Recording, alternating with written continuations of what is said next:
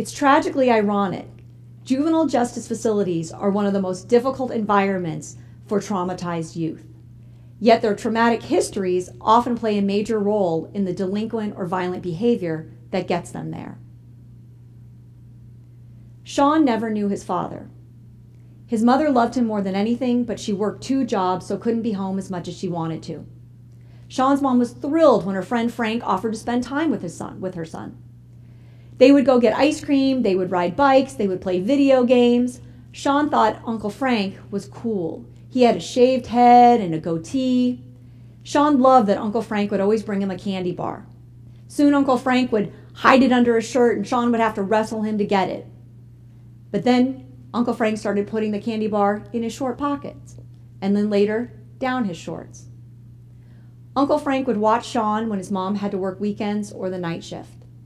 Sean really liked it when they would talk about respect, life, being a man, but he hated it when Uncle Frank would kiss him on the mouth. And he felt gross when Uncle Frank would kiss him down below. Sometimes Uncle Frank would pressure him to kiss him down below. Sean says he would check out during these times, trying to distract himself as much as he could, hoping it would just be over fast so they could go back and play their video games. Sean dreaded those encounters, but Frank told him that if he ever told anybody, they would never be able to hang out again. Frank would say, "I'm the only person who cares about you, really cares about you." Or other times he would guilt him, "After all I've done for you, can't you do just one little thing for me?" Sean was confused. He felt dirty. He felt bad. He started drinking at age 11, smoking weed at age 12, and by 13 he was using anything he could get his hands on to push the thoughts and memories out of his brain. Sean's guilt and shame turned to anger and rage. He wondered, why didn't I say no? Why didn't I stop him? Why didn't I kill him? He was plagued with nighttime anxiety and nightmares. He couldn't sleep without taking bong hits before bed. He questioned his sexuality. Sean hung out with a reckless group of boys that partied a lot. Sean was locked up for being present during a drug deal that went horribly wrong. Most of his problems occurred in the facility at night.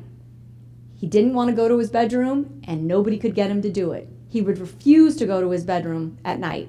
And when staff eventually forced him to go there, he would do anything to get out again. Repeatedly call for staff, kick the door, trash his room. He'd even tie a t-shirt around his neck so they'd have to open the door. Sean only got confrontational and aggressive when 2 particular staff worked the unit. Both were good guys. Both had shaved heads and goatees. Staff working in juvenile justice facilities recognize how much trauma these youth have lived through. That's one of the reasons they work so hard to help these youth. The core components of juvenile corrections, safety, structure, repetition, positive relationships, strength-based behavior management, fair and consistent consequences, these are all essential for traumatized youth in custody. But now it's time for us to take the next step. We need to formally integrate trauma-responsive care into our current management and treatment approaches. Only then will we have a chance to stop hurt people from hurting people. And that helps keep our youth safe, our staff safe, and our facilities safe. Thank you.